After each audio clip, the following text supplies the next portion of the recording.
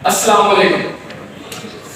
तो दोस्तों, मैं आपके साथ आज बिजनेस के मुताल्लिक कुछ बातें शेयर करने के लिए आया। आप मुझे बता सकते हैं कि एक रिच पर्सन और एक पुअर पर्सन, इन दोनों में फर्क क्या है? एक रिच बंदा, अमीर बंदा और एक गरीब, इसमें क्या फर्क है? कोई बता सकता है आप में से?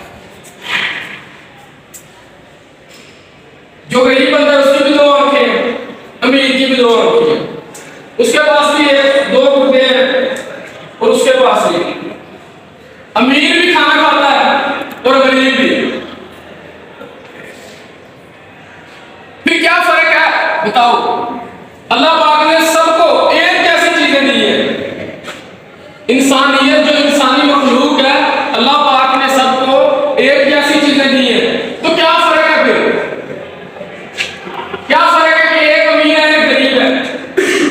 नहीं पता, किसी को ये नहीं पता कि अमीर क्या होता है गरीब क्या होता है। तो फिर कैसे सपने, कैसे ख्वाब कि हम अमीर बनेंगे, हमारे पास पैसा होगा, हम अपने वालिदैन को एक इज्जत की जिंदगी देंगे, उनको सुकून देंगे। बाद में क्या है किसी के पास ऐसी सोच?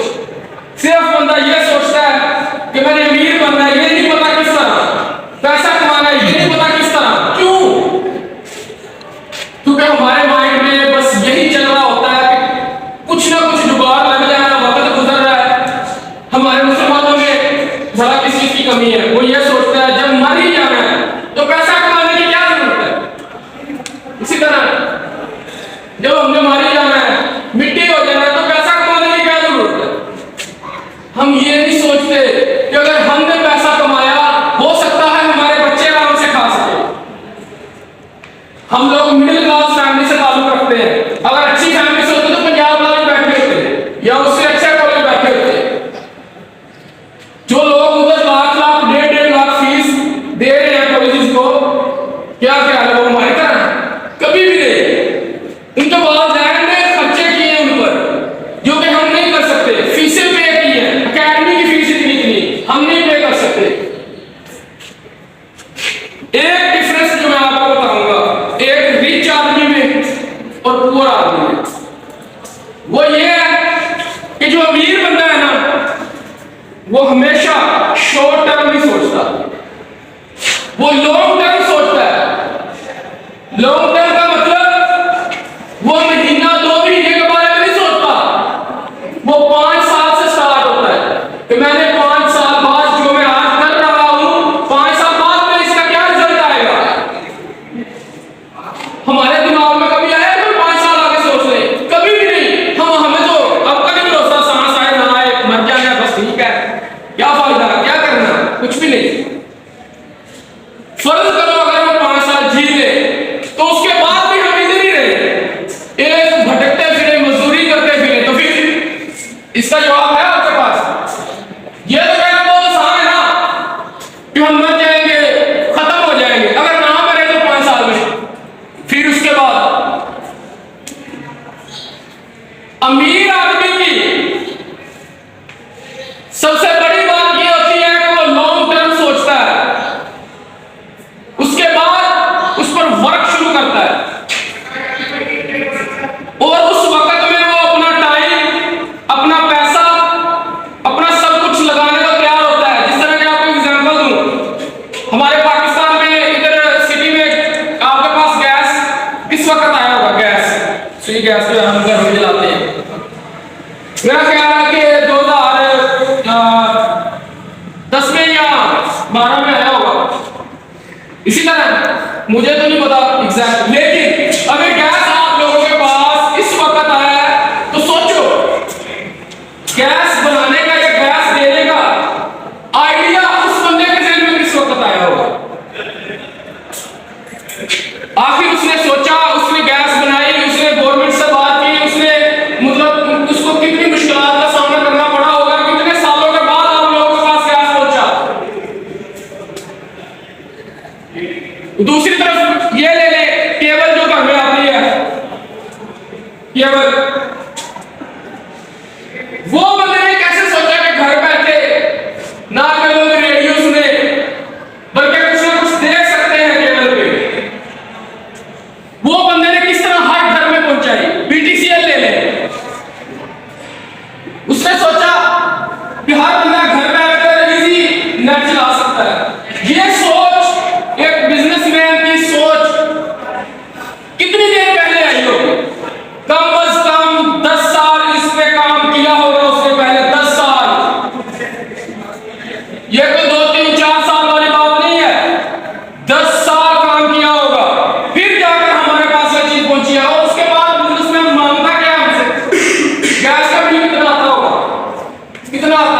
ज्यादा से ज्यादा 400 या 500। और केबल वाला कितना लेता महीने का? 200। और बीडीसीएल का कितना? 1000 रुपए।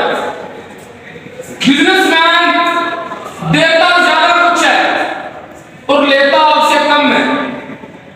उसकी एक सोच होती है क्या कि वो 100 लोगों से 1 रुपया कमाता है। 100 लोगों से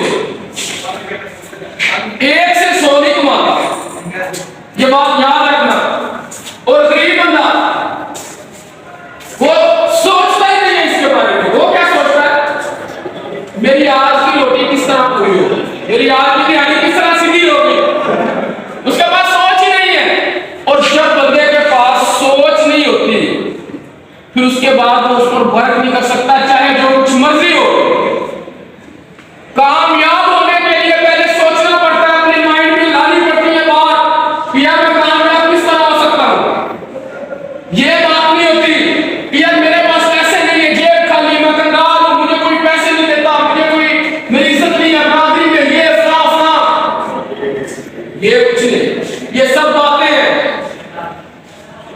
मैं आपको बहुत सारी मिसालें दे सकता हूं जिसके पास 1 रुपया भी नहीं था, अकेला बंदा दुनिया में निकला और दुनिया की जंग में अपने आप को इस तरह लड़ाया कि जीत कर लौटा। एक बंदा भी 1 रुपया नहीं हो बंदे के पास, 1 रुपया भी। यकीन करो, आपके पास ये ख्वाहिश हो कि मैंने कुछ करना है तो यकीन करो कुछ टाइम के बाद आप लोग कुछ ना कुछ बने होंगे। हमारे लिए क्या होता है? डिग्री ली, उसके बाद बस हमने नौकरी ढूंढनी है, जॉब करनी है। नहीं पता किसी को यार हमने इतना ड्रीम ली है, ये किसी और काम भी आ सकती है। और हमारे ख्वाब देख ले, ये हमने तो ऐश करवानी है, खुद भी ऐश करनी है। कभी देखा है, कभी सोचा है कि वालिदैन किस तरह घर का खर्चा फोड़ कर रहे हैं, किस तरह आप लोगों को पैसे देते हैं एडमिशन के, चीजों के, इतनी महंगाई में आता नहीं मिल रहा, लोगों के हाथों में पैसे आता नहीं मिल रहा। कभी सोचा है? हरगिज़ मेरी तरह आप लोगों ने भी नहीं सोचा होगा। तो मैं आपसे ये डिस्कस करने के लिए आया था भाई, अपने टाइम को कहीं ना कहीं इन्वेस्ट करना सीखो। ये बातें शायद कि आप पर इस टाइम असर ना करें, लेकिन मैं चाहता हूं, मेरी भी एज आप लोगों की जितनी ही है, मैं आपसे बड़ा नहीं हूं।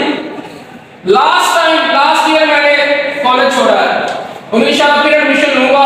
मेरी एज भी आपके जितनी ही है, लेकिन मैं आपको क्यों बता रहा हूं ये चीजें? क्योंकि मैं चाहता हूं उस वक्त से पहले कि जब वक्त आपको कहे कि भाई ये कर, वक्त को अपने हाथ में लेकर वक्त का इस्तेमाल करके खुद वो करोगे तो ज्यादा मजा है। ये बात ध्यान में रख लो, ना कि वक्त आपको धक्के से करवाना भी जानता है। ये बात ध्यान में रखना, धक्के से भी करवा सकता है वक्त।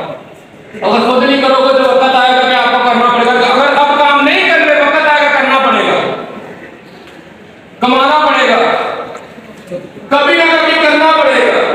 ये जो हमारी जवानी है, ये जो टाइम है, 24 घंटों में से कितने घंटे कॉलेज में आते हो आप लोग?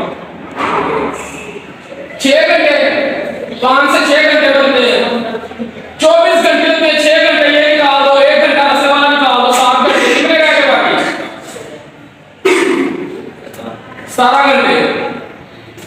17 घंटे में क्या करते हैं? 8 घंटे एक बंदा जो नींद पूरी कर सकता है, 8 ये निकाल दो, 9 घंटे आपके पास बचे। वो आप लोगों ने किधर लगाए? डेली बेस की बात कर रहा हूं, जो कि आप लोगों का टाइम जाया हो रहा है डेली बेस की। 9 घंटे आप लोगों के किधर जा रहे हैं? अगर आप 1 घंटा अपने फ्यूचर प्लानिंग के हिसाब से उसको अपना टाइम मैनेज करके 1 घंटा कहीं पे भी मेहनत करने में लगा दो, तो मैं आपको गारंटी देता हूं कि आप 2 साल के बाद देखेंगे कि आपका वो 1 घंटा कितना मुनाफा बख्शता। और बाकी की बातें तो बात की है ना, कि बंदा बाद में जब कॉलेज छोड़ता है फिर सारा टाइम लेता है, फिर बंदा कहता है यार कुछ नहीं बन रहा, कुछ नहीं होगा। ये बातें बात की है। लेकिन अब आप देखें कि अपना टाइम किस तरह वेस्ट कर रहे हैं, किधर लगा रहे हैं। अगर आप लोग स्टडी कर रहे हो तो जिस क्लास में स्टडी कर रहे हो